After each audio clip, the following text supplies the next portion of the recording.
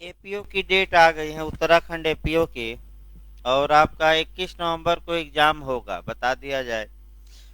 दोनों time crash course चलाना मुश्किल है, तो शाम को ही क्रैश कोर्स ज़्यादातर चलता है।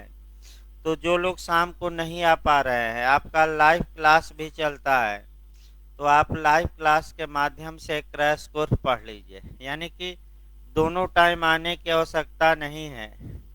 आप एक टाइम चाहें तो भाई लाइव क्लास भी चलता है, दोनों टाइम जितनी क्लास चल रही है लाइव भी चल रही है, तो आप घर पर भी पढ़ सकते हैं बैठ के। तो आज से थोड़ा शाम वाला बैच स्पीड में भगाया जाएगा, सुबह वाला भी तो चल ही रहा है। क्योंकि शाम को भाई आपका 90% पुराने लोग हैं बरसाती मेढक का, सुबह 90% आपका नए लोग हैं। तो मैंने ये शाम को इसीलिए सुबह नए लोगों को बुलाया नहीं जाता, ताकि सुबह एकदम आराम से चले और शाम को थोड़ा स्पीड, हमेशा स्पीड में चला है शाम को। तो आइए देखा जाए, आईपीसी का आपका चल रहा था। आईपीसी, हाँ देखिए, पुलिस एक्ट हो ही गया है। एविडेंस आपका इस हफ्ते हर हाल में, भले एक्स्ट्रा क्लास लेना पड़े, समाप्त हो जाएगा। और सारी वीडियो एविडेंस की पड़ी हुई है। आपका आईपीसी और सीआरपीसी भी लगा है। आईपीसी दोनों टाइम लगा है और सीआरपीसी शाम को लगा है। तो यही दोनों बचा है और आपका एग्जाम के पहले समाप्त भी हो जाएगा। तो आप लोग जो वीडियो पढ़े हैं, एक बार नोट्स और वीडियो क्या करिए, रिवीजन हम मारना शुरू कर दीजिए। यानी कि जैसे पुलिस एक्ट आप पढ़े हैं, तो एक बार आपका बेयर एक्ट और नोट लेकर, और क्वेश्चन का कुछ मॉडल हम दे देंगे, 200-250 तक का मंगाए हैं। तो मॉडल बने, एक बार नोट्स और बेयर एक्ट पढ़कर और तब आपका क्वेश्चन का मॉडल लगाइए, जो हम मॉडल दे देंगे सबको भाई। 200-250 क्वेश्चन है, एक लोगों से मंगाए हैं। देखिए, आपका आईपीसी में अभी शुरुआती दौर में सुबह चल रहा था, आज शाम को इसीलिए लास्ट से चलाया जा रहा है, ताकि आपका कवर हो जाए समय से। तो शुरुआती दौर में जो बताया जा रहा था, कल हमने जो बताया था आईपीसी में, वह सेक्शन 1 बताया था, सेक्शन 2 हमने बताया था, और सेक्शन 2 में एक आपका निश्चित इंट्रा टेरिटोरियल या अंतः प्रादेशिक क्षेत्राधिकार, अर्थात भारत से भीतर किए गए अपराधों के लिए व्यक्ति दंड का भागी होगा, ये बताया गया। इसमें जो महत्वपूर्ण बात है, दो तीन आपको टेक्निकल जानना है। कि एक तो BHULLM में पूछा गया था कि भारत माने हर व्यक्ति लिखा है कि कोई व्यक्ति की भारतीय नागरिक की विदेशी नागरिक, तो सेक्शन 2 में क्या बताया गया था कल, हर व्यक्ति। एवरी पर्सन का मतलब क्या हुआ, पूछ ले, भारतीय नागरिक की विदेशी की दोनों। यानी कि चाहे भारत का नागरिक हो या विदेश का, अगर भारत की सीमा के अंदर अपराध करता है और आईपीसी के तहत उसे अपराध कहीं घोषित किया गया है किसी सेक्शन में, तो वह आईपीसी के तहत दंड का भागी होगा।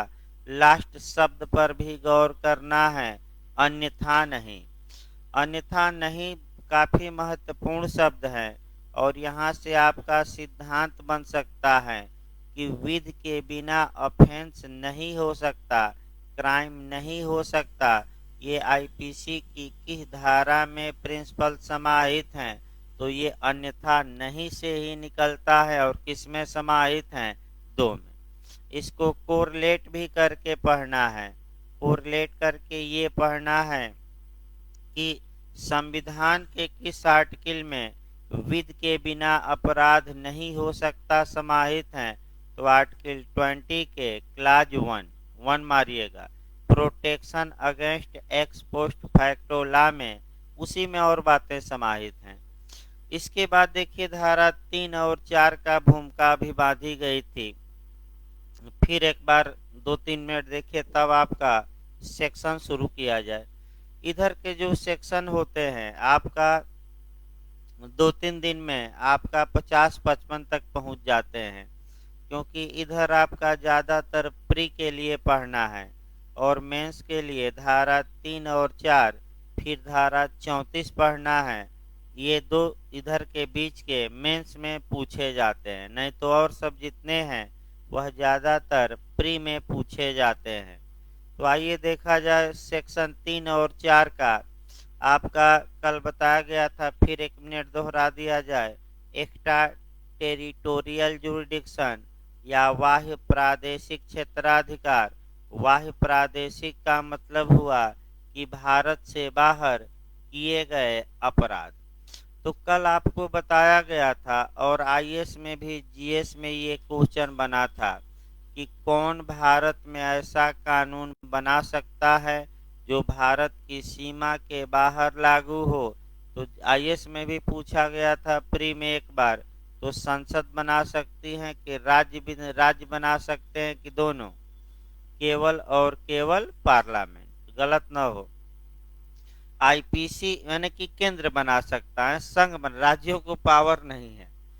अब ये है कि भाई भारत से बाहर अपराध किया जाता है तो वह भारत में व्यक्ति कब दंडित होगा? जब वह भारत में अपराध हो कि विदेश में अपराध हो, वह भारत में अपराध हो, यानी कि आईपीसी के तहत उसे अपराध घोषित किया गया हो, भले वह विदेशी कानून के तहत अपराध न हो। भाई विदेश से मतलब नहीं है, कहाँ वह अपराध होना चाहिए? भारत। एक और उल्टा पूछ सकता है कि विदेश में वह कार्य अपराध है लेकिन भारत में नहीं है, तो क्या भारत में व्यक्ति दंड का भागी होगा? नहीं, क्योंकि विधि के बिना अपराध नहीं हो सकता। तो सेक्शन 3 और 3 और 4 की एक बार फिर एक मिनट समझिए। ये पूछा जाता है इंटरव्यू में भी, मेंस में भी, प्री में भी। अभी आपका हेडिंग ही आ गया था, तो हेडिंग ही केवल नहीं जानना है, उसके अंदर की बातें भी जाननी है आपका। लेकिन फिर एक बार पहले बता दिया जाए, भारत से बाहर किए गए अपराधों के लिए सेक्शन 3 और 4 में प्रावधान किया गया है। तो अब इंटरव्यू में ये क्वेश्चन बना कि सेक्शन 3 और 4 में अंतर क्या है। तो सेक्शन 3 एक जनरल रूल बताती हैं और उसको स्पेशलाइज किया गया है सेक्शन 4 में। फिर आप बताएंगे सेक्शन 3 ये बताता है कि यदि कोई व्यक्ति भारत के बाहर अपराध किया है, अगर वह भारत में विचारण के योग्य है, मने उस अपराध के लिए यदि भारत में उसके खिलाफ मुकदमा चल सकता है, तो वह आईपीसी के तहत दंड का भागी होगा और यह माना जाएगा, कल्पना की जाएगी कि वह भारत में ही अपराध किया है, यानी कि एक सामान्य नियम। अब धारा 4 ये बताएगी कि कब भारत में उसके खिलाफ विदेश में किए गए अपराध के लिए मुकदमा चल सकता है, अर्थात लीगल भाषा में विचारण चल सकता है या ट्रायल हो सकता है। अर्थात सामान्य नियम सेक्शन 3 में, और उसको स्पेशलाइज किस सेक्शन में किया गया है? 4 में। ये जरूर याद रखें, इंटरव्यू में पूछा जा चुका है। अब आइए सेक्शन 3 देखा जाए। सेक्शन 3 कहता क्या है? देखिए भाई, भारत से परे किंतु उसके भीतर विधि के अनुसार विचारणीय अपराधों के लिए दंड। देखिए कह करके, भारत से परे किए गए अपराध के लिए जो कोई व्यक्ति किसी भारतीय विधि के अनुसार विचारण का पात्र हो, भारत से परे किए गए किसी कार्य के लिए उससे इस संहिता के उपबंधों के अनुसार ऐसा बरता जाएगा, यानी कि ऐसा बर्ताव किया जाएगा मानो वह कार्य भारत के भीतर किया गया था। यानी कि इसका मतलब ये हुआ कि कोई व्यक्ति लिखा है, कोई व्यक्ति का एनी पर्सन का मतलब हुआ चाहे भारत के बाहर कोई विदेशी अपराध किया हो या भारत का नागरिक किया हो, दोनों मामलों में सेक्शन 3 अप्लाई होगा। यानी कि सेक्शन 3 ये बताता है कि अगर भारत से बाहर कोई अपराध किया गया है, चाहे वह कोई भी व्यक्ति करे, कोई व्यक्ति का मतलब चाहे भारत का नागरिक करता है या कौन करता है, विदेशी करता है। अब ये देखा जाएगा कि क्या वह भारत में विचारण का पात्र है। इसका मतलब ये हुआ कि क्या उस विदेश में किए गए अपराध के लिए ऐसे व्यक्ति के खिलाफ भारत में मुकदमा चलाया जा सकता है, ये देखा जाएगा। अब चलाया जा सकता है कि नहीं, ये कैसे निर्धारित होगा, तो इसको निर्धारित करने के लिए ही सेक्शन 4 बनाया गया है। लेकिन फिर पहले 3 पर आ जाए। अगर वह भारत में उस अपराध के लिए विचारण के योग्य है या विचारण उसका किया जा सकता है या विचारण का पात्र है, तो वह आईपीसी के तहत दंड का भागी होगा।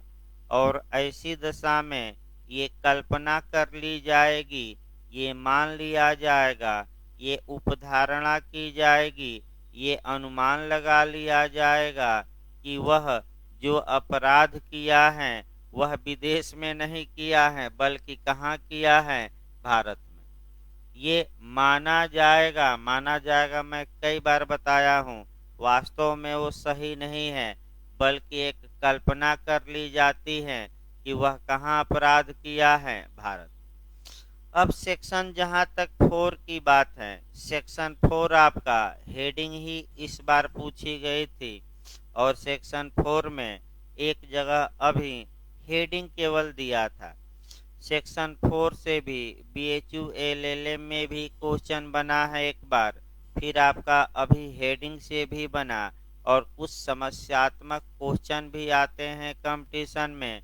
एक एक शब्दों को हमें गौर करना है और इस पर एक एक उदाहरण भी देने हैं। देखिए, जो हेडिंग अभी आई थी, हेडिंग याद करके जाइएगा, राज्य क्षेत्रातीत अपराधों पर संहिता का विस्तार, बस यही लिखा था कि राज्य क्षेत्रातीत माने एक्स्ट्रा, यानी कि एक्स्ट्रा आपका टेरिटोरियल, एक्स्ट्रा टेरिटोरियल मतलब कि भारत से कहाँ बाहर की, भारत की सीमा के अंदर बाहर। तो राज्य क्षेत्रातीत अपराधों पर संहिता का विस्तार का मतलब ये हुआ आईपीसी का विस्तार।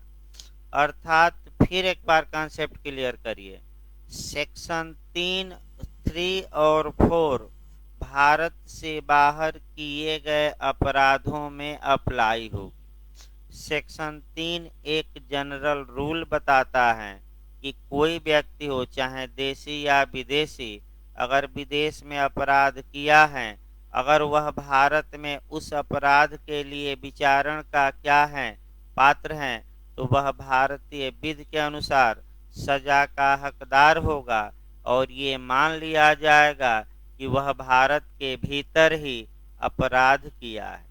सेक्शन 4 बताता है कि वह कंडीशन बताता है कि जब आपका कोई व्यक्ति भारत में विचारण का पात्र होगा, यानी कि वह सेक्शन 4 में वह स्थितियां बताई गई हैं जिन स्थितियों में कोई व्यक्ति चाहे देशी हो या विदेशी भारत से बाहर अपराध किया है और भारत में विचारण का पात्र होगा, कंडीशन बताई गई है।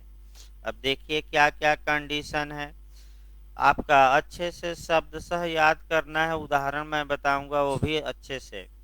इस संहिता के उपबंध, इस संहिता मतलब कि आईपीसी के प्रावधान, देखिए पहला, भारत से बाहर और परे किसी स्थान में भारत के किसी नागरिक द्वारा किए गए अपराध में लागू होंगे। अब इसको थोड़ा गौर करके समझना है, 3-4 समस्या भी आती है।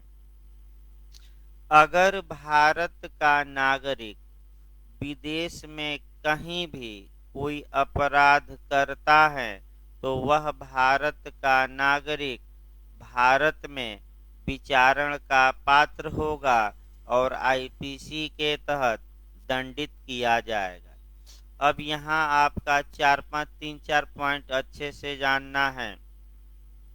एक भारत का नागरिक है, विदेश गया, अपनी नागरिकता भारत का नागरिक था।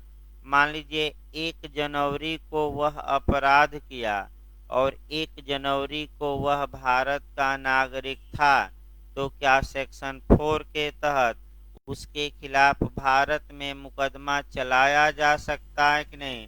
चलाया जा सकता है।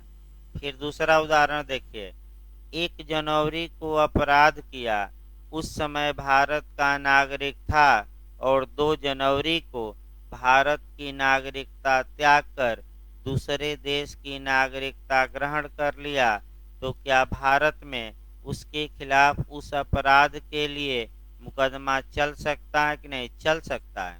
तीसरा उदाहरण, 1 जनवरी को विदेश में अपराध किया, उस समय वह भारत का नागरिक नहीं था, 2 जनवरी को भारत का नागरिक बना, तो क्या भारत में वह विचारण का पात्र होगा कि नहीं? नहीं होगा। क्यों? क्योंकि जिस समय वह अपराध किया हो उस समय वह भारत का क्या हो? नागरिक। अब 1-2 उदाहरण और देखिए। ये एक व्यक्ति है, ये भारत का नागरिक है, इंग्लैंड जाता है और इंग्लैंड में चोरी का अपराध करता है, तो आप ये कहेंगे कि भाई इंग्लैंड के में भी तो इसके खिलाफ मुकदमा चल सकता है। निश्चित चल सकता है। इंग्लैंड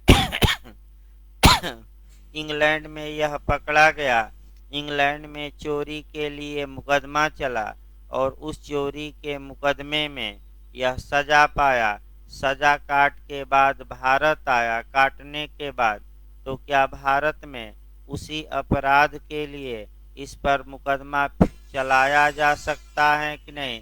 क्यों? तो ऐसी दशा में सीआरपीसी कोई बचाव नहीं देगी, लेकिन हमारा कॉन्स्टिट्यूशन बचाव देगा। संविधान के अनुच्छेद 20 का क्लाज 2 कि एक ही अपराध के लिए एक से अधिक बार सजा नहीं दी जा सकती, तो भले वह विदेश में सजा पाया हो, भारत में अब दोबारा उस अपराध के लिए उसे सजा नहीं दी जा सकती, तो कौन सा अनुच्छेद का सहारा लेगा? आर्टिकल 20 का कौन सा class 2? Protection against double jeopardy, दोहरे खतरे या दोहरे संकट के विरुद्ध संरक्षण। यानी कि कुल मिलाकर एक लाइन ये हुआ कि जिस समय कोई व्यक्ति फॉरेन में ऑफेंस किया है उस समय वह भारत का नागरिक होना चाहिए। अगर वह पहले भारत का नागरिक था, उस समय नहीं है, या उस समय नहीं था बाद में बना, तो ये जो पहला क्लाज है आपका सेक्शन 4 का पहला क्लाज है, ये अप्लाई नहीं होगा। तो कब होना चाहिए नागरिक? आपका अपराध करते समय। भाई रटे रहिए, ये सब उदाहरण पूछे जाते हैं। दूसरा देखिए, दूसरे से ही ज्यादा क्वेश्चन बनता है। भारत में रजिस्टर, हाँ देखिए आपका भाई, भारत में रजिस्ट्रीकृत किसी पोत या विमान पर, चाहे वह कहीं भी हो, किसी व्यक्ति द्वारा किए गए किसी अपराध को भी लागू है। इसमें आपका जो शब्द पकड़ना है किसी व्यक्ति द्वारा, तो आइए यहाँ से 4-5 क्वेश्चन आपका समस्या बनती है। पहले इसको समझा दिया जाए तब समस्या चला जाए। अगर कोई विमान या पोत भारत में पंजीकृत है, तो उस विमान या पोत पर विश्व में चाहे वह कहीं भी हो, अगर किसी व्यक्ति द्वारा, किसी व्यक्ति का मतलब यहाँ समझना है, चाहे वह भारत का नागरिक हो या विदेशी, किसी व्यक्ति का मतलब क्या हुआ? भारत नागरिक, भारत का नागरिक की विदेशी की, दोनों।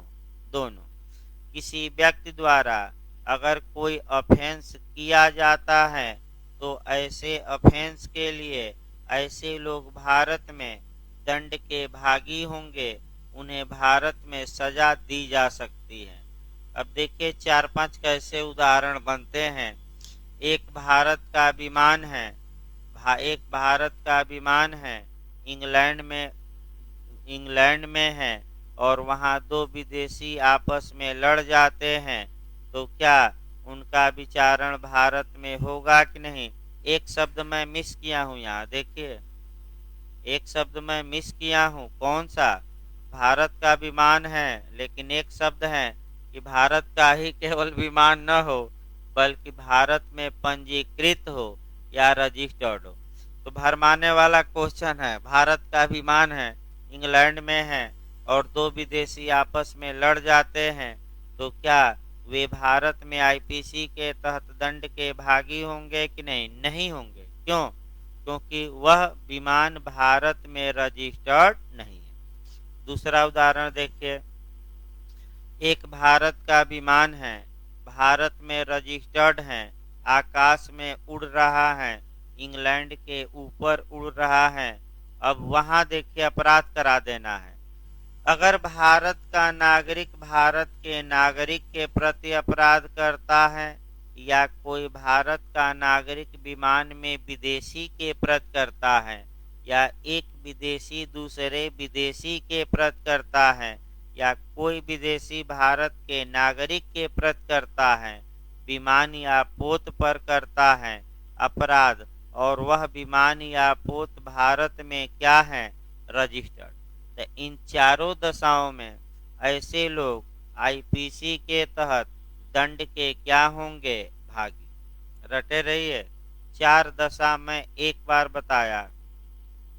अब कभी काल देखिए क्या पूछ लिया जाता है कि एक भारत में रजिस्टर्ड विमान है और आपका दूसरे देश के ऊपर उड़ रहा है, दो विदेशी आपस में मारपीट कर लेते हैं विमान पर, तो क्या ऐसे विदेशी भारत में विचारण के पात्र होंगे कि नहीं? तो आपका क्या जवाब रहेगा? होंगे। क्यों? क्योंकि वह विमान भारत में क्या है? रजिस्टर्ड। तो पोत पर भी नियम लागू होगा, विमान पर भी लागू होगा। अब यहाँ समस्या ये बनी है, कई बार बना है, जो अटैकिंग करना है आपको, अगर आपका समस्या में दे कि भारत में रजिस्टर्ड है, तब तो भाई आपका भारत में दंडित करवा दीजिएगा। लेकिन एक शब्द कंपटीशन में कभी काल छोड़ देता है, रजिस्टर्ड या पंजीकृत, और केवल क्या दे देता है? भारत का विमान, तब भाई दंडित न करवाइएगा। लेकिन भारत के विमान में भी सतर्क ये रहना है कि अगर भारतीय नागरिक द्वारा उस विमान पर कोई अपराध किया जाता है तो पहला खंड अप्लाई हो जाएगा, और भारतीय नागरिक द्वारा, लेकिन विदेशी द्वारा विदेशी के प्रति या विदेशी द्वारा भारतीय नागरिक के प्रति किया जाता है, तब तो वह विमान या पोत भारत में क्या हो? रजिस्टर्ड। क्योंकि आपका भारतीय नागरिक कहीं भी करे, ये तो पहला खंड स्पष्ट ही है। दूसरा खंड तो केवल आपका कह सकते हैं कि अलग है। तीसरा देखिए, कोई व्यक्ति, फिर भी HULLM में तीसरा खंड से क्वेश्चन बना स्पष्ट कि सेक्शन 4 के क्लाज 3 में क्या लिखा है। तो कोई व्यक्ति, एक व्यक्ति, दो व्यक्ति, इनमें से कोई नहीं, ये शब्द आया है प्री में। तो भाई कोई व्यक्ति का मतलब फिर मैं बता दूं, भारत का नागरिक की विदेशी की दोनों। चलिए, इसका मतलब ये हुआ कि सेक्शन 4 के पहले क्लाज में तब लागू होगा जब केवल भारत का नागरिक विदेश में अपराध करे। सेक्शन 4 का क्लाज 2 तब लागू होगा जब भारत में रजिस्ट्रीकृत किसी पोत या विमान पर चाहे भारत का नागरिक अपराध करे या विदेशी करे, और से खंड 3 तब लागू होगा जब आपका माने कोई व्यक्ति कोई व्यक्ति मतलब चाहे भारतीय वह नागरिक हो या विदेशी। शब्द देखिए अच्छे से, कोई व्यक्ति किसी स्थान में भारत से बाहर और परे कोई अपराध भारत में स्थित कंप्यूटर साधन को लक्ष्य बनाते हुए कारित करता है। यानी कि कुल मिलाकर एक लाइन आप ये कह सकते हैं कि साइबर अपराध करता है। माने एक लाइन में अगर कहा जाए तो भारत से बाहर बैठा है व्यक्ति, चाहे वह भारत का नागरिक हो या विदेशी नागरिक हो, और भारत में कंप्यूटरों को, कंप्यूटर शब्द बहुत व्यापक अर्थ रखता है, ये मोबाइल लैपटॉप इत्यादि भी कंप्यूटर माना जाएगा। यानी कि भारत में कंप्यूटरों को लक्ष्य बनाते हुए कोई अपराध करता है तो कौन सा अपराध करेगा भाई? कंप्यूटर को लक्ष्य बनाते हुए साइबर क्राइम ही तो कर सकता है। तो साइबर क्राइम किस कानून के तहत भारत में दंडनीय है? आईटी एक्ट, यानी कि सूचना प्रौद्योगिकी अधिनियम सन 2000। फिर यूपीएपीओ का क्वेश्चन, ये कब से लागू हुआ? पिछली बार आया था तो आपका 17 अक्टूबर सन 2000। भाई यही सब छोटी छोटी गलतियां क्षम्य नहीं है। यही दो चार जो आपका टेक्निकल पॉइंट है, पढ़ने के तो सभी पढ़ रहे हैं भाई, लेकिन जो दो चार शब्द हैं वह कहाँ से शब्द इस समय कंपटीशन में उठा रहा है, वही शब्द आपको पकड़ना है। इसके बाद आपका एक्सप्लेनेशन दिया गया है, स्पष्टीकरण। इस धारा में शब्द अपराध से ऐसा प्रत्येक अपराध सम्मिलित है जो भारत से बाहर किया गया है, जो यदि भारत में किया जाता तो इस संहिता के अंतर्गत दंडनीय होता। तो मैं पहले ही बताया था। पहले तो ऑफेंस पर आइए, यहाँ से भी आपका क्वेश्चन बन सकता है। देखिए, ऑफेंस या अपराध को स्पष्ट किया गया है आपका सेक्शन 4 के एक्सप्लेनेशन नंबर स्पष्टीकरण में और क्लाज 1 में। स्पष्टीकरण के किस क्लाज में? 1 में। अब यहाँ जो आपका क्वेश्चन बन सकता है कि अपराध की परिभाषा कहाँ दी गई है? सेक्शन 40 में, यानी कि सेक्शन 40 में आईपीसी सीआरपीसी की धारा को रिलेट कर लेना है, 2N में दी गई है। और सेक्शन 4 के लिए अपराध को स्पष्ट किया गया है, तो स्पष्टीकरण में तो अपराध किसे कहा जाएगा, यानी कि कब कहा जाएगा कि व्यक्ति अपराध किया है और भारत में दंड का भागी होगा। अच्छे से समझिए इसको। ये भारत में विदेश में व्यक्ति अपराध किया है, उस अपराध के लिए वह भारत में तभी सजा पाएगा जब वह अपराध भारत में अपराध घोषित किया गया हो, यानी कि आईपीसी की किसी न किसी धारा में उसका कार्य क्या हो? अपराध हो। यदि आईपीसी की किसी धारा में उसका कार्य अपराध नहीं है और विदेश में कोई कार्य किया, विदेशी कानून के अनुसार उस विदेश में वह अपराध था, तो वह भारत में दंड का भागी नहीं होगा। क्यों? क्योंकि विदेश में अपराध होना, यानी कि विदेशी कानून से हमें कोई मतलब नहीं है। फिर याद रखिए, वह जो कार्य है उसका, वह कहाँ अपराध होना चाहिए? भारत में। भाई ये जरूर याद रखिए, आपका एक्सप्लेनेशन भी यही बता रहा है कि विदेश से मतलब नहीं है, कहाँ वह कार्य अपराध हो? भारत में। देखिए अगला भाई, आपका अगला देखा जाए, जो एक्सप्रेशन या अभिव्यक्त कंप्यूटर साधन का वही अर्थ होगा जो सूचना प्रौद्योगिकी अधिनियम सन 2000 की धारा 2 की उपधारा 1 के खंड ट में दिया गया है। यानी कि इसका मतलब ये हुआ कि कंप्यूटर साधन को चूंकि लक्ष्य बनाकर, तो फिर आइए बैक होइए एक बार, सेक्शन 4 के किस क्लाज में आपका साइबर क्राइम का उल्लेख किया गया है 13123। तो किसमें है? 3 में। साइबर क्राइम कंप्यूटर भारत में जो कंप्यूटर साधन है उसको लक्ष्य बनाते हुए कोई व्यक्ति विदेश से, तो कोई व्यक्ति की, हर व्यक्ति की एक व्यक्ति, फिर एक बार कोई व्यक्ति, तो कोई व्यक्ति मैंने विदेश में कौन बैठा हो, भारतीय नागरिक की विदेशी की, दोनों दोनों, और लक्ष्य बनाते हुए कहाँ अपराध कर रहा है? भारत में। किसको लक्ष्य बना रहा है? कंप्यूटर साधन। तो इसी को हम अभी बताए क्या कहा जाएगा? Cyber crime. तो इस प्रकार आपका अब कल हर एक बात आपका बताई गई थी सीआरपीसी में भी, फिर एक बात हम दोहरा दें एक बार। अब चूंकि भारत के बाहर अगर कोई व्यक्ति अपराध किया है तो उसके खिलाफ मुकदमा भारत के किस स्थान के न्यायालय में चलेगा, इसका निर्धारण सीआरपीसी की धारा 188 के तहत होगा। तो बताइए, कल ही बताया गया भाई, अगर भारत से बाहर अपराध किया और भारत में ट्रायल चलना है, जांच चलनी है, तो किस स्थान के न्यायालय को अधिकारता होगी? तो जहां वह क्या हो, क्या बताया गया? जहां वह पाया गया हो या मिला हो। लेकिन एक और बताया गया कि किसके पूर्व अनुमति से ही विचारण चलेगा? राज्य सरकार की, केंद्रीय सरकार, कल बताया गया था किसके? हाँ, केंद्र सरकार। सही बता रहे हैं भाई लोग।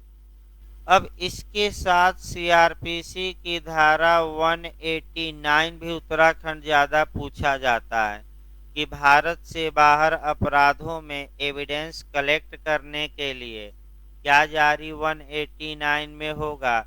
कमीशन या आयोग? लेटर ना मार दीजिएगा, क्या जारी होगा? कमीशन। फिर एक बार हम बैक होते हैं, 166 ए भी सीआरपीसी रट कर जाना है कि भारत से बाहर अन्वेषण कराने के लिए यहाँ के मजिस्ट्रेट क्या जारी करेंगे? अनुरोध पत्र। ये जो बताया गया क्वेश्चन बहुत ज्यादा आते हैं, यानी कि ये जो 3 सेक्शन है, मैं फिर बता दूं एक बार। 166 ए सीआरपीसी, ये तो पता ना क्यों यूपी एपी और यूपीजे लगातार बनाता है, जो भी कारण हो लगातार ये क्वेश्चन बनाया है। जाकर आप देखिए तो 10 एग्जाम में 8 में यूपी में जरूर मिल जाएगा। 188 और 189 भले कम बनाया हो, लेकिन उत्तराखंड लगातार बनाता है। तो 2-3 ऐसे क्वेश्चन है जो लगातार पूछे जाते हैं। अब आइए सेक्शन 5 देखा जाए। कुछ विधियों पर इस अधिनियम द्वारा प्रभाव न डाला जाना। इसका मतलब ये हुआ कि कुछ विधियों की सेविंग की गई है, व्यावृत्ति की गई है, उन्हें बचाया गया है। इसका मतलब ही यही हुआ कि भले आईपीसी में 511 सेक्शन है, ज्यादातर अपराध दे दिए गए हैं, लेकिन अगर अलग से कोई स्पेशल कानून बन जाए, लोकल बन जाए, सैनिकों के लिए बन जाए इत्यादि, तो क्या आईपीसी उस पर बुरा प्रभाव डालेगी कि नहीं डालेगी?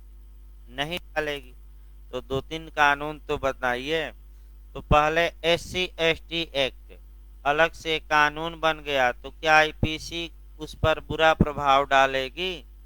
वो भी कानून चलेगा और आईपीसी भी। तमाम कानून है, आपका डोमेस्टिक वायलेंस हो गया, जुनाइल जस्टिस एक्ट हो गया, पास्को एक्ट हो गया, आपका एनडीपीएस हो गया, आपका निर्वाचन से संबंधित कानून हो गया। कितना बताया जाए, थक जाएगा आदमी कानून का नाम लेते लेते, लेकिन भारत में कानून नहीं थकेगा। यानी कि इतने हजार कानून है कि हम भी नहीं जानते कि कितने कानून है और वर्तमान में लागू है, ये हम भी नहीं बता सकते। देखिए, तो ऐसी दशा में वही बचाया जाता है। देखिए एक लाइन, इसमें कभी क्वेश्चन बना नहीं है, फिर भी एक लाइन बता दिया जाए। इस अधिनियम की कोई बात भारत सरकार की सेवा के ऑफिसरों सैनिकों, नौसैनिकों, वायु सैनिकों द्वारा विद्रोह और अभित्यजन। अभित्यजन माने वैभियर, वैभियर माने कि पद छोड़कर भाग जाना, यानी कि नौकरी छोड़कर क्या करना, भाग जाना। इसको हम क्या कहते हैं, अभित्यजन को? हाँ, भगोड़ा कह सकते हैं। नौकरी छोड़कर भाग गया तो भगोड़ा ही हुआ, और क्या। अभित्यजन को दंडित करने वाले किसी अधिनियम के उपबंधों या किसी विशेष या स्थानीय विधि पर प्रभाव नहीं डालेगी तो किस किस पर प्रभाव नहीं पड़ेगा? लोकल लॉ, स्पेशल लॉ और सैनिकों के विद्रोह से संबंधित और सैनिकों के अभित्यजन से संबंधित कानूनों पर। तो अलग से कानून बनाकर दंडित किया जा सकता है। अब आइए चैप्टर 2 देखा जाए। चैप्टर 2 से भी आपका क्वेश्चन बनता है और चैप्टर 2 को और अच्छे से तैयार करना है। किस राज्य में कैसा क्वेश्चन बना है और कैसा अब बन सकता है, ये आपको हम बताएंगे। चैप्टर 2 सेक्शन 6 से लेकर 52A तक है। ये आपका साधारण स्पष्टीकरण है, यानी कि जनरल एक्सप्लेशन है। अर्थात सेक्शन 6 से लेकर 52A तक में कुछ शब्दों की व्याख्या की गई है। तो लीगल भाषा में अगर हम देखें तो ये परिभाषाएं नहीं हैं, बल्कि क्या है, केवल आपका कुछ शब्दों की क्या करती हैं ये सब धाराएं, व्याख्या। इसीलिए जो एमपी ने पहला टेक्निकल क्वेश्चन बनाया, अब तक ये थे, मैंने इसके बाद अभी कोई बना नहीं है, कि अपराध की परिभाषा कहाँ दी गई है। आपका आईपीसी की धारा 40 भी दिया, सीआरपीसी की धारा 2N भी दिया, तो 2N सही होगा। दोनों में से एक चुनना हो। क्यों? क्योंकि आईपीसी की जो सेक्शन 40 है वह तो परिभाषा हेडिंग नहीं है, बल्कि हेडिंग क्या है, साधारण स्पष्टीकरण, और 6 से 52A के बीच में ही है। दूसरा देखिए आपका ये अध्याय, यानी कि जो ये साधारण स्पष्टीकरण है, ये आपका आईपीसी की कुंजी कही जाती है, आईपीसी की कही जाती है। तो ऐसा क्वेश्चन बन रहा है, हो सकता है पूछ ले आईपीसी का कौन सा अध्याय आईपीसी की कुंजी कही जाती है, तो बैरक पर ही लिख लीजिए नया क्वेश्चन। तो कौन सी कुंजी कही जाती है? अध्याय 2। अध्याय 2 को कहा जाता है। क्यों कहा जाता है, अब इस तर्क पर आइए। इसलिए कहा जाता है कि चैप्टर 2 में जिन वर्डों की एक्सप्लेनेशन, जिन वर्डों का किया गया है, जिन शब्दों की व्याख्या की गई है, वे शब्द सेक्शन में जुड़कर सेक्शन के अर्थ को और क्लियर कर देते हैं। यानी कि सेक्शन में जो जरा सा भी संदेह रहता है तो ये शब्द उस संदेह को क्या करते हैं, दूर।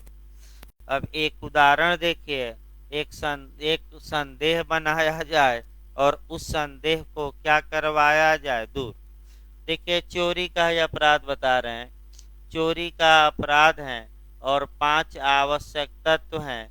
आपका चल संपत्ति होनी चाहिए, वह किसी के पोजीशन में होनी चाहिए, चल संपत्ति को हटाया गया हो, हटाते समय इरादा कैसा हो, सद्भावना का कि बेईमानी का, बेईमानी का, और कब्जेधारी की सम्मति के बिना।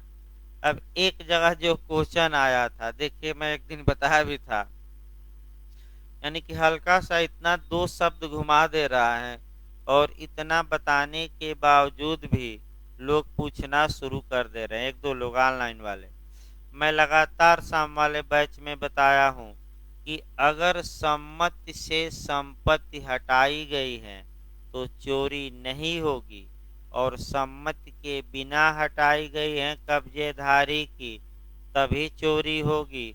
और सम्मति एक्सप्रेस या इम्प्लाइड हो सकती है, यानी कि अभिव्यक्त या विवक्षित। अब यहाँ जो चार ऑप्शन दिया था देखिए फिर एक बार, क्योंकि ऑप्शन अब ज्यादा चलना है, इधर 20-25 दिन ऑप्शन क्या करना है, ज्यादा पढ़ाना है। पढ़ाते समय मॉडल ज्यादा इस समय बताए जाते हैं।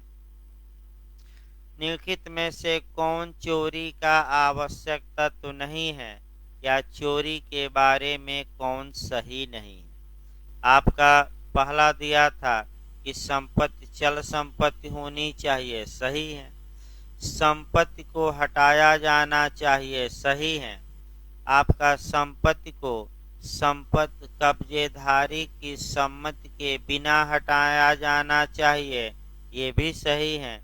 और आपका कब्जेधारी की सम्मति से हटाई जानी चाहिए, तो अगर सम्मति या कंसेंट से हटाई जाएगी तो क्या ये चोरी का आवश्यक तत्व है? नहीं। तो यही ऑप्शन क्या है?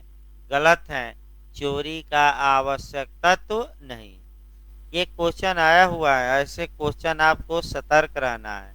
फिर यूपी पूछा जाता है कि संपत्ति हटाते समय अगर डिसऑनेस्टली का इंटेंशन हो तब चोरी, और पूछा गया था जे में भी पश्चातवर्ती आशय हो तब क्या होगा?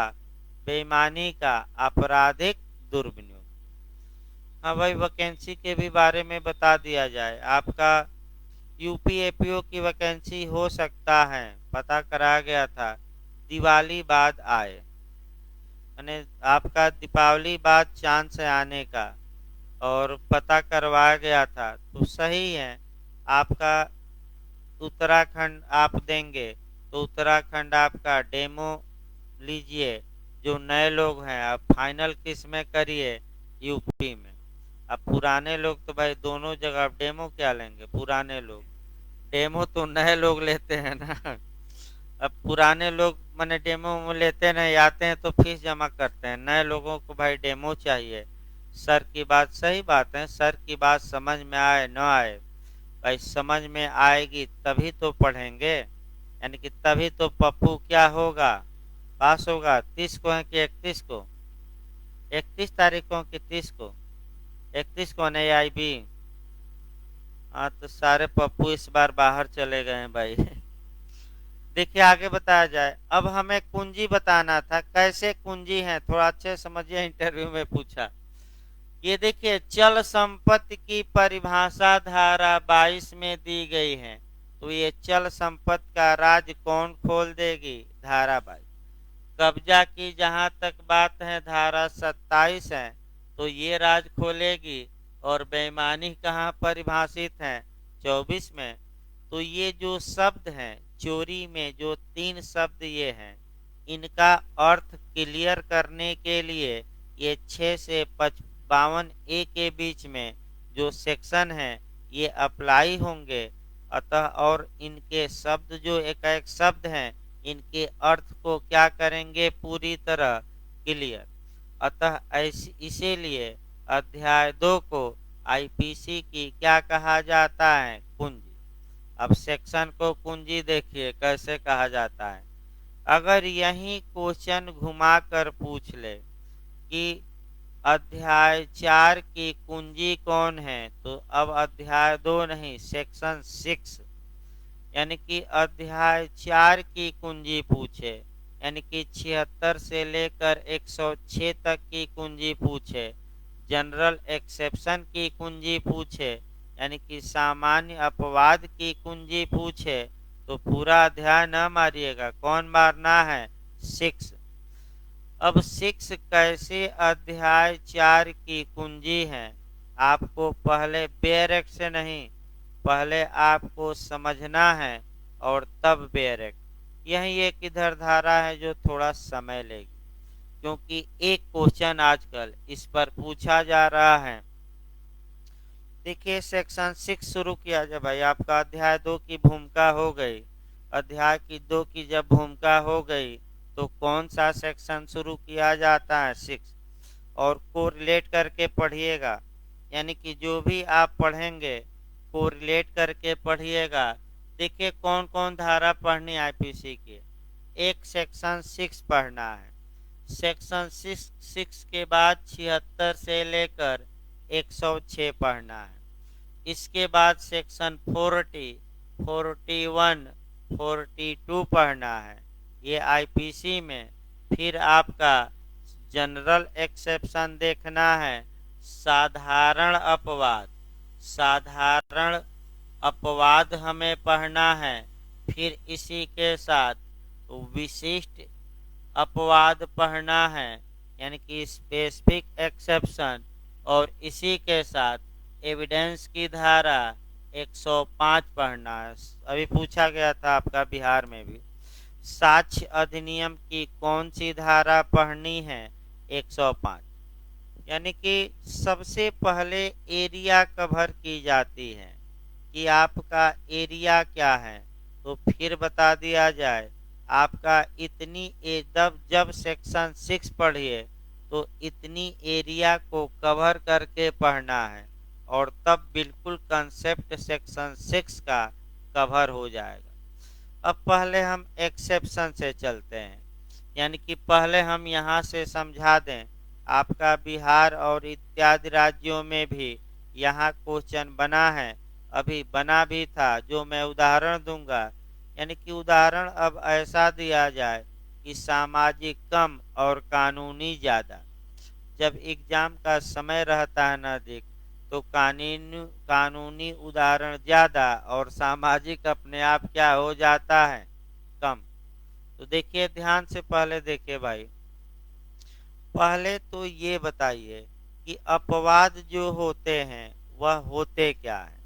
एक्सेप्शन का मतलब होता है डिफेंस, डिफेंस का मतलब होता है बचाव, बचाव का मतलब ये होता है कि जब कोई व्यक्ति कोई अपराध किया है तो उसे कुछ डिफेंस या बचाव मिले हैं, अगर उन बचावों में वह अपना मामला सेट कर देता है तो कानूनन अपराध करने के बावजूद भी कानून उसे सजा नहीं देता। इसी को हम क्या कहते हैं? आपका अपवाद या एक्सेप्शन। जहां तक अपवादों की बात है, अपवाद दो प्रकार के होते हैं, ये बिहार भी पूछा जा चुका है। एक जनरल एक्सेप्शन, यानी कि साधारण अपवाद होते हैं, और साधारण अपवाद आईपीसी की धारा 76 से लेकर 106 में दिए गए हैं। किस चैप्टर में दिए गए हैं? 4 में। यानी कि साधारण अपवाद कहाँ दिए गए हैं? अब कवर करिए कह करके, 76 से लेकर कहाँ तक? 106 तक। और किस अध्याय में दिए गए हैं? 4 में। तो बताइए, अगर कोई अभियुक्त अपना मामला 76 से लेकर 106 तक में सेट कर देता है तो उसे कितनी सजा दी जाएगी? 2 साल, 3 साल, 4 साल, इनमें से कोई नहीं। तो ये सजा वाली धाराएं हैं कि बचाव वाली? हाँ, ये पूछा जा चुका है पीओ में। दूसरा मॉडल, आइए, सही बता रहे हैं भाई लोग, आपका दूसरा मॉडल देखना है कि ये अपराध है कि बचाव है। तो बचाव है तो फिर तुरंत दिमाग में बैठाए 2-3 धाराएं निपटा दिया जाए। बचाव है तो कौन बचाव लेगा? अभियुक्त लेगा कि अभियोजन? अभियुक्त लेगा। यानी कि 76 से लेकर 106 तक की बातों को कोर्ट में प्रूफ करने का दायित्व या जिम्मेदारी या भार या बर्डन ऑफ प्रूफ किस पर होगा? अभियुक्त पर। तो तुरंत भाई, अपने मन से तो मैं बता नहीं रहा हूं कि अभियुक्त पर होगा, तो तुरंत सेक्शन पकड़ लीजिए। सबूत का भार किसमें दिया गया है? 105। यानी कि जब अभियुक्त अपना मामला अपवाद में लाता है तो उन अपवादों को साबित करना कि मेरा मामला एक्सेप्शन में आ रहा है, बर्डन ऑफ प्रूफ किस पर होगा? अभियुक्त पर। आप ही लोग बता रहे हैं। अब अभियुक्त अगर बचाव लेता है तो किसमें लेगा? अपराध में। तो अब बताइए, आईपीसी में अपराध की परिभाषा या अपराध को किस सेक्शन में स्पष्ट किया गया है? सेक्शन 40। तो अपराध का मतलब मैं एक दिन बताया था, फिर बता रहा हूँ, और ये एचजेएस से लेकर झारखंड से लेकर हर एक जगह पूछा जा रहा है। तो फिर अब जो ये 76 से लेकर 106 तक का बचाव अभियुक्त लेगा, वह किस में लेगा? अपराध में। तो अपराध का मतलब क्या हुआ, यानी कि किन अपराधों में? अपराध तो आईपीसी के तहत भी हैं, विशेष विधि के तहत भी अपराध हैं, स्थानीय विधि के तहत। तो किन अपराधों में लेगा? तीनों में कि केवल आईपीसी में? किस में लेगा? तीनों में। अब आइए हाँ, तीनों मार कर आइएगा। यानी कि 76 से 106 का बचाव किन अपराधों में? तो जो आईपीसी के तहत अपराध हैं उसमें भी, जो स्पेशल लॉ के तहत अपराध हैं उसमें भी, और जो लोकल लॉ के तहत अपराध हैं। तो क्या एससी एसटी एक्ट में अभियुक्त बचाव ले सकता है कि नहीं ले सकता है? क्योंकि वह कैसी विधि है? विशेष। अब आगे आइए, सेक्शन 40 में अपराध में, ये जरूर याद रखिए, पूछा गया है जेस में भी, किस अपराध में? सभी मार कर आइए। अब स्पेशल लॉ की परिभाषा कहाँ दी गई है जिसमें बचाव लेगा? 41। लोकल लॉ की परिभाषा आईपीसी में 42। तो ये जनरल एक्सेप्शन। अब फिर एक बार, साधारण अपवाद का मतलब ये हुआ कि सभी अपराधों में डिफेंस के रूप में उसे मान्यता प्रदान की गई है और अभियुक्त अपना बचाव सभी अपराधों में ले सकता है। कहीं कोई समस्या हो एक बार पूछ लीजिए, क्योंकि टेक्निकल क्वेश्चन है और सबके बस की बात नहीं है सॉल्व करना। ये जनरल एक्सेप्शन कहलाएगा। अब एक होता है स्पेसिफिक एक्सेप्शन, विशिष्ट अपवाद होता है। विशिष्ट अपवाद का बचाव केवल और केवल उस अपराध में लिया जा सकता है जिस अपराध का वह विशिष्ट बचाव है। जैसे कि आपका जो बिहार ने पूछा उसी पर हम चलते हैं। 499 आईपीसी डिफेमेशन यानी कि मानहानि पर चलते हैं। मानहानि एक अपराध है और 499 में परिभाषित है, और आपका 500, 501 और 502 में दंडनीय है। तो अब आप बताइए कि 499 में बिहार का क्वेश्चन कितने एक्सेप्शन हैं? 10। कितने हैं? 10। ये जो 10 अपवाद हैं, दूसरा क्वेश्चन, ये साधारण अपवाद हैं कि विशिष्ट? विशिष्ट, साधारण नहीं है। क्यों विशिष्ट हैं? क्योंकि इन अपवादों का बचाव प्रत्येक अपराध में नहीं लिया जा सकता। इनका बचाव केवल और केवल किस अपराध में लिया जा सकता है? मानहानि। यानी कि फिर एक बार कंसेप्ट बनाइए तो, विशिष्ट अपवाद वे अपवाद होते हैं जिन्हें बचाव के रूप में केवल और केवल उस अपराध में लिया जा सकता है जिस अपराध के वह विशिष्ट बचाव हैं, सभी अपराधों में नहीं। तो यानी कि इसका मतलब ये हुआ कि मानहानि के अपराध में 76 से लेकर 106 तक का भी बचाव ले सकता है अभियुक्त, क्योंकि ये तो सभी में लिए जाएंगे। और 499 में जो 10 अपवाद हैं उसका भी ले सकता है। ये दोनों बचाव कौन ले सकता है? अभियुक्त। ये दोनों ले सकता है। तो ये विशिष्ट अपवाद। अब आइए, आप ये कह रहे हैं कि जो जनरल एक्सेप्शन है उसको बचाव के रूप में अभियुक्त सभी अपराधों में बचाव ले सकता है। तो आपसे पूछा जाएगा कि किसी ने चोरी किया तो क्या 76 से लेकर 106 का बचाव ले सकता है कि नहीं? तो आप ताल ठोक कर कहेंगे 56 इंची सीना। बहुत विवादित हो गया है। आपका जब से पाकिस्तान जीता है, ये 56 इंची जो है, यानी कि 56 इंची जर्सी और 56 इंची सेना की क्या कर दी गई है तुलना। यानी कि अजीब स्थिति है भाई भारत में भी। आपका मैच हारे जीते भारत और उसकी तुलना जरूर की जाएगी। ये पहले से ही था, इसमें कोई शक नहीं था। ये पहले से ही था कि अगर पाकिस्तान जीतता है तो पाकिस्तान ये मान लेगा कि हम विश्व कप जीत गए और कश्मीर को जीत गए।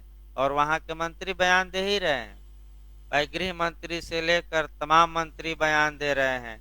और उनको तो मजा आ रहा है कि भारत में भी कश्मीर में क्या छूटे पटाखे पाकिस्तान की जीत के। तो भाई ये सब वो अलग बात है, लेकिन मंत्री मंत्री बोल ही रहे हैं खुलेआम। खुलेआम बोले हैं। आप बयान देखिए, मीडिया वाले भी दिखा रहे हैं कि भले हम वर्ल्ड कप नहीं जीते, हम ये मान लिए कि भारत को हरा कर क्या कर दिए हैं, वर्ल्ड कप जीत गए हैं। ये पूरे मुस्लिम समुदाय की जीत है, केवल हमारी नहीं। यानी कि उसमें एक जोड़ दिए और क्या, धर्म। यानी कि बिना धर्म के काम चलेगा नहीं। तो थोड़ा रेस्ट ले लीजिए, एक लोग इंतजार कर रहे हैं भाई। तब आईपीसी चलेगी भाई, एविडेंस नहीं चलेगा, आज कल चलेगा एविडेंस। अभी धारा 6 को बेरक से हम तोड़ेंगे। अभी धारा 6 में थोड़ा बहुत बचा है, तो 15 मिनट बाद आईपीसी चलेगी।